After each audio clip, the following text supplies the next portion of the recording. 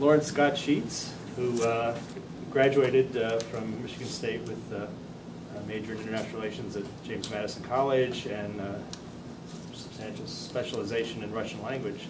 His book, as you see here, is titled 8 Pieces of Empire, and it's about the collapse of the Soviet Union from a number of different sort of case studies or vignettes, I guess, of his life as he worked as a Reuters correspondent and National Public Radio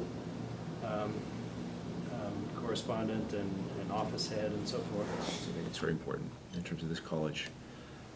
This was, an intimate setting, and that we all knew what you see. I mean, the professors were our friends, and it was small group, but yet you have, the huge state university out there with all these immense resources to tap into. So if you're bored with something, then you can go to something else, and that's the value in a huge institution with all of these capacities.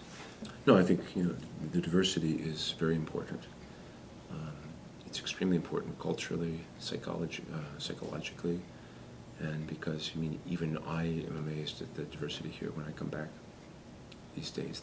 It was always there, but it's more now than it was, say, 20 years ago when I was around here 25 years ago. So I think the atmosphere, the international atmosphere, is extremely important. No, I didn't really have any hopes. I really wanted to be honest with you, a lot of it wasn't a lot of fun to write. And a lot of the experiences were not particularly felicitous, let's say. But my hope is that this is something which people can look at even in 20 years or 30 years to live through the Soviet collapse. And that's why I used a vignette-oriented, anecdotal mechanism to do it. It was interesting to me to tell this story.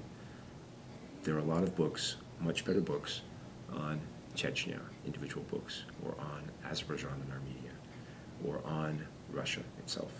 So I deliberately chose this fragmented genre, if you like, so that people could feel what it was like to live through these times.